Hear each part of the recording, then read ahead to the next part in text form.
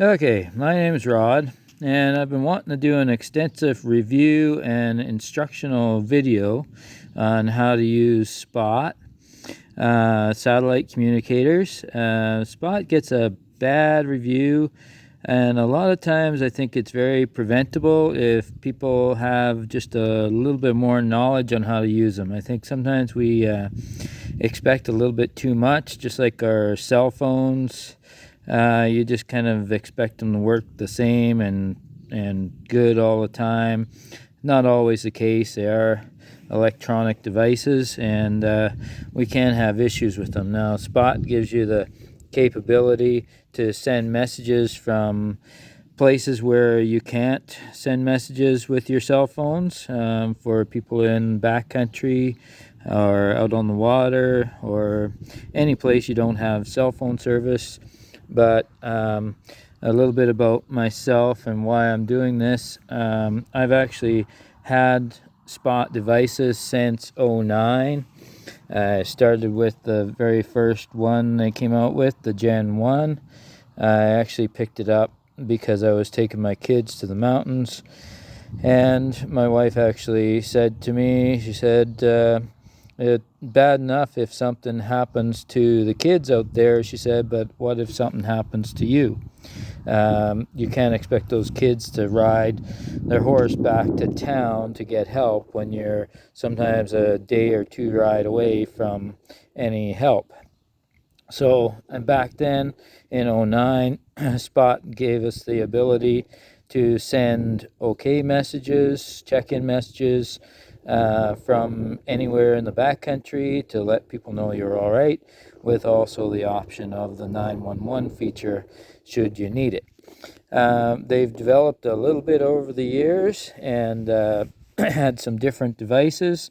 The Gen 2s, they were very good. I've had all the Gen 2s and sent them all over the world with my kids. One daughter traveled to New Zealand, Australia, different places, and Haiti, and had a Gen 2 with her, and so we could at least see where she was and know that she was all right.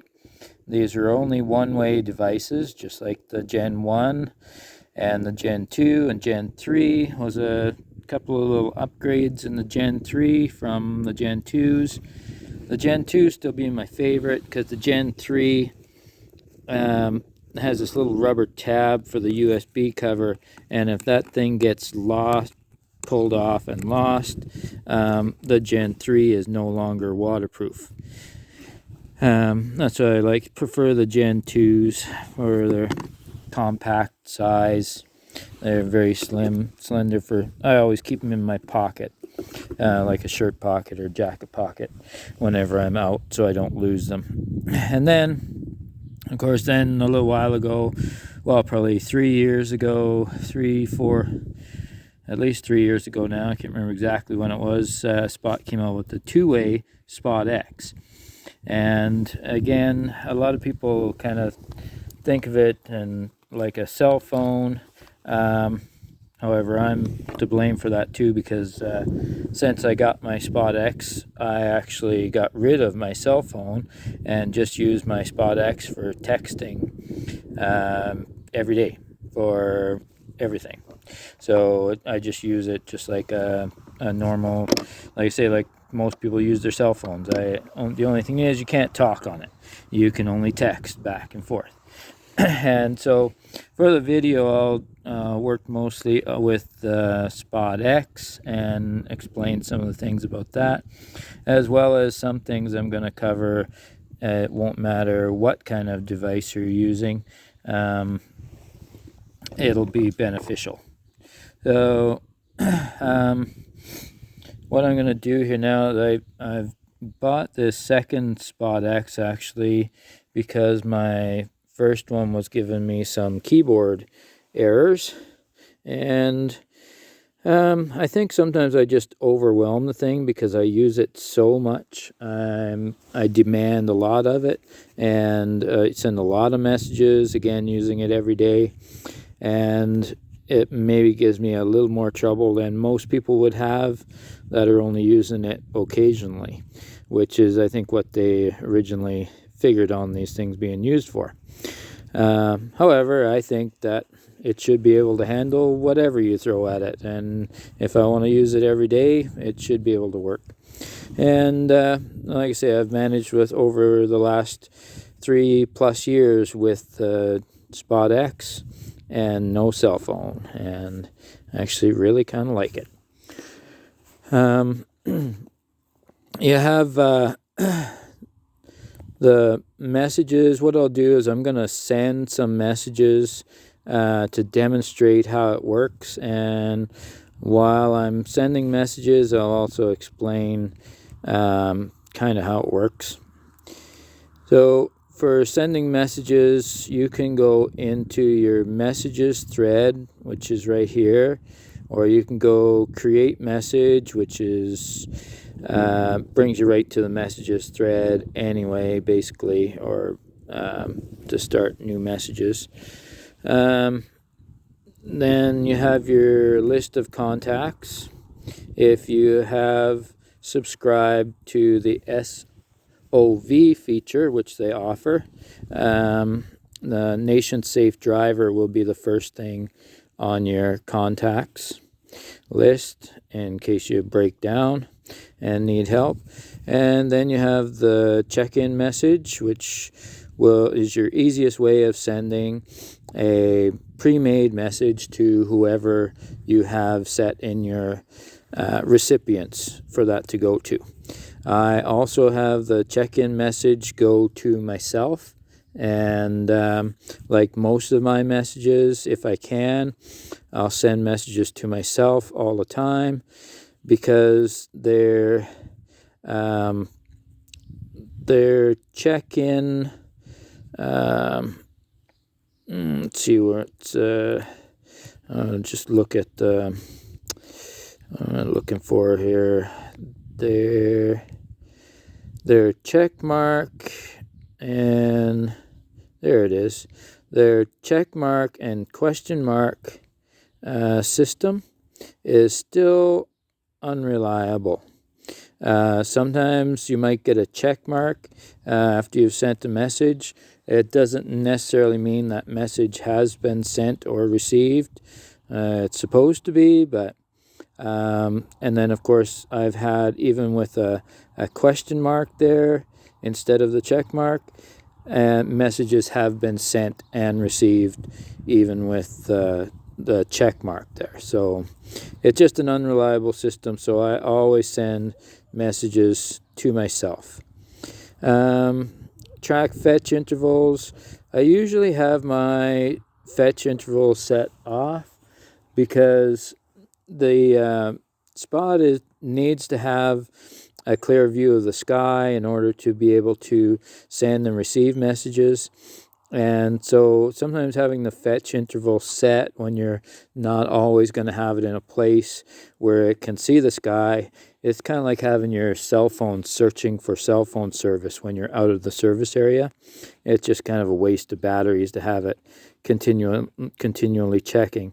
But you'll also find, if you use your Spot X, whether you're sending tracks or you're sending check-in messages, your Spot X will send and receive messages at the same time when it's sending tracks or other messages. Fetch new messages. That just, again, that works the same way as if you were to go and push the check-in message, but this way you don't have to send any messages. You just push that to fetch new messages. Navigation, that's something I'm not even going to look at on this thing. I totally don't rely on that. I don't believe it works well enough to rely on it, so I'm not even going to look at it. System settings. The only thing I want to say in system settings is the factory reset. Sometimes, like, I overwhelm my device and get too many messages, and so I often have to do a factory reset to get it to work again. Do not do a factory reset if you are out somewhere where you can't get it connected to the internet, because if you do a factory reset, you will not be able to use it anymore.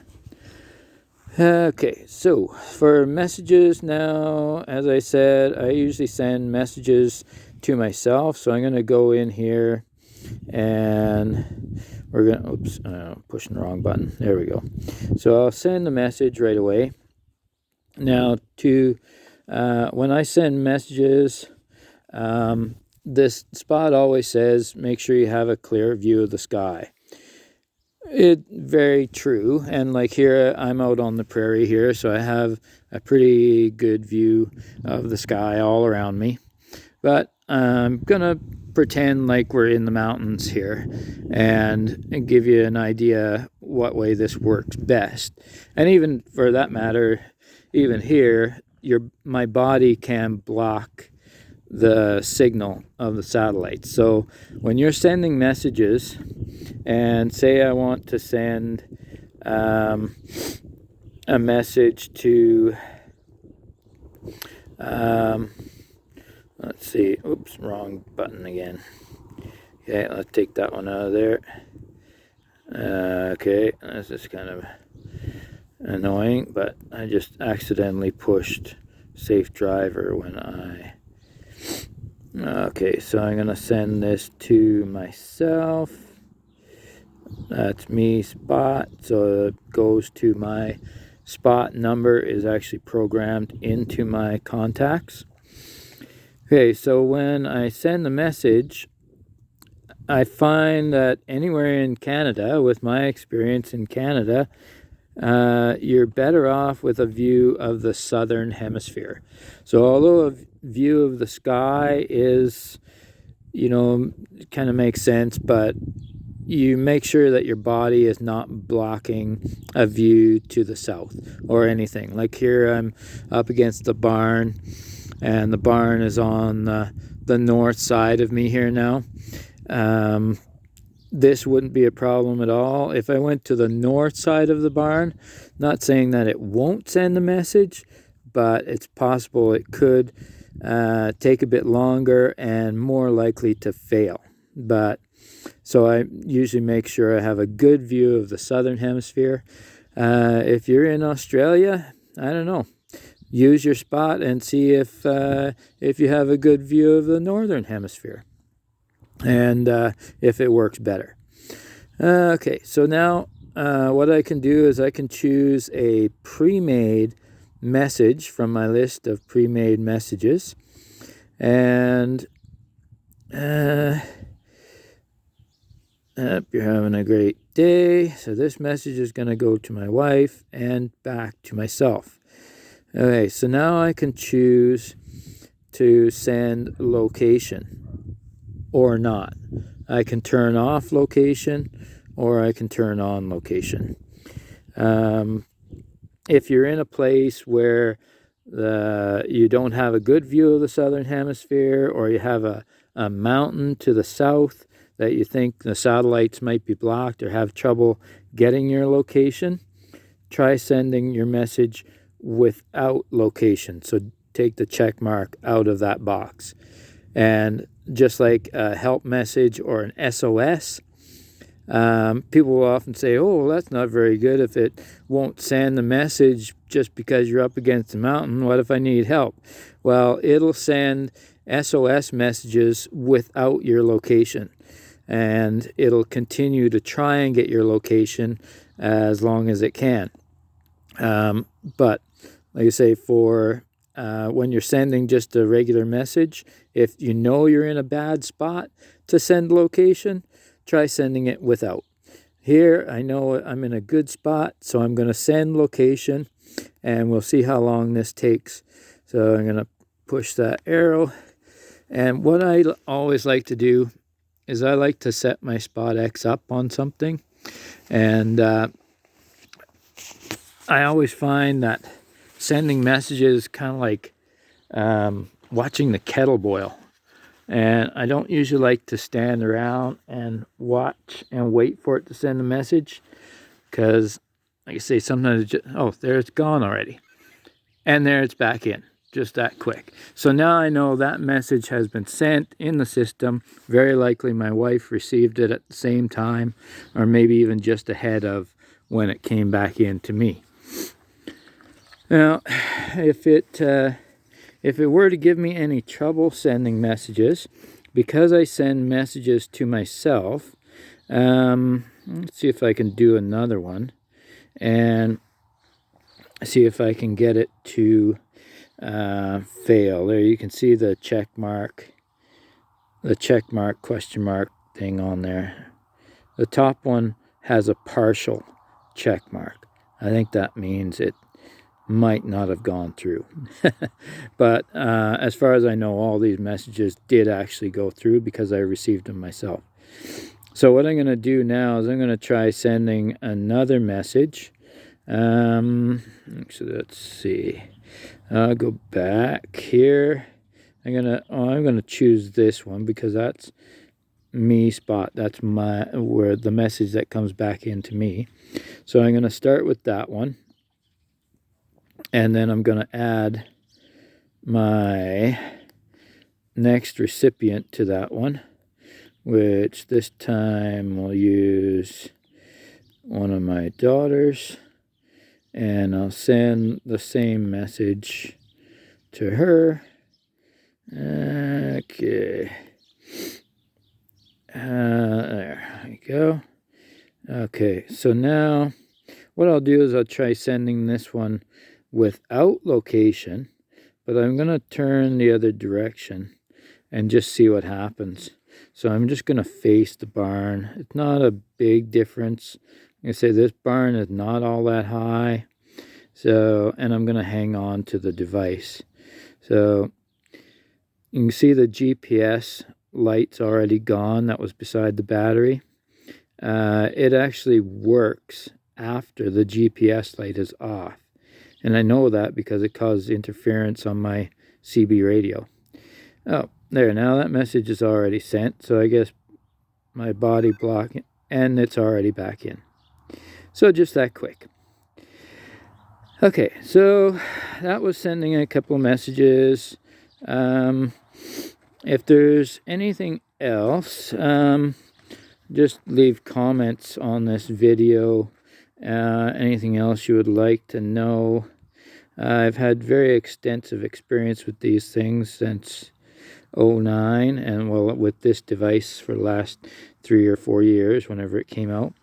One other thing I wanted to touch on here, I do have a chart. Oh, hey, yeah, right.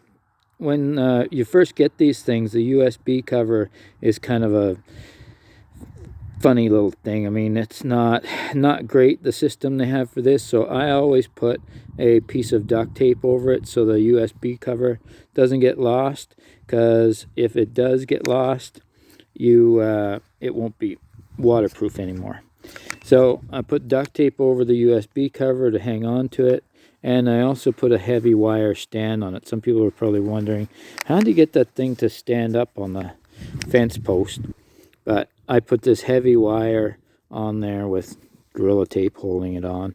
So I just, when I want to set it down somewhere, I just hold the stand out with my fingers and put it down on a stump or whatever to send messages. And I usually do a packing clinic in the spring of the year here, and some little tips I got for people. And these things, like I say, could work for you no matter what kind of device you have, what kind of satellite communication you have. Keep it on your person. So in other words, don't leave it in your saddlebags or on your skidoo or quad. If you happen to get separated from your ride, you may not be able to get back to it. So I like to keep mine in a pocket, usually in my chest pocket and my shirt or my jacket. When you're traveling alone, start tracking before you leave. That's pretty easy with Spot because they don't charge any extra for the tracking. I can do like 5 or 10 minute tracks at no extra cost, so I turn on my tracking before I get on my horse. That way, at least if something happens that I can't get to the device or send an SOS need be, People can look at my last known track and get a pretty good idea where I am. Carry spare batteries or charging cord and extra power, like these compact battery packs, and of course your cord for the Spot X, which used to be the same cord as the old Samsung phones. Test it before you go. Like I say, I use mine all the time, so just make sure you know how to use it. I would encourage people to use it as much as you can. Anyway, use it even when you have cell phone service. Like I do sending messages to myself, you can send them to your own cell phone just to see how quickly it works. When traveling with others, let them know what device you have and let them know how to use it. If you set down to send a message, always leave something with your Spot that you won't leave without. So put your hat with it or something that you won't forget, because so many of these devices get left behind.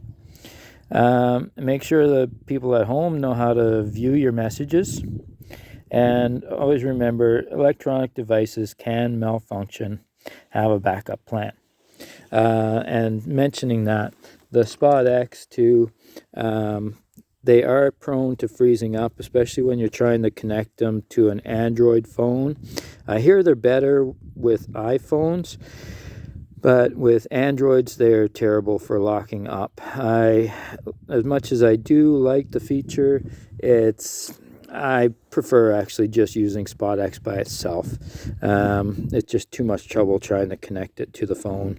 This is the Bluetooth device, but and I don't have an iPhone to say for sure that it works better with that. But if they do freeze up, you push this center button and the power button at the same time for what they say 12 seconds. It always feels like 15 or 18 seconds to me when you're pushing those buttons.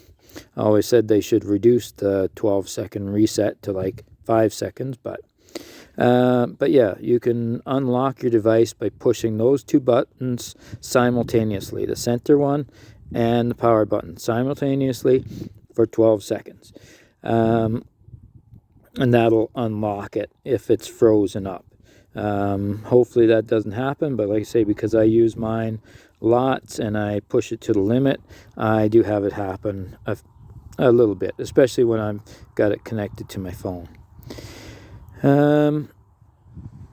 I think that was about all I wanted to cover. I'm going to try posting this video and see how that works.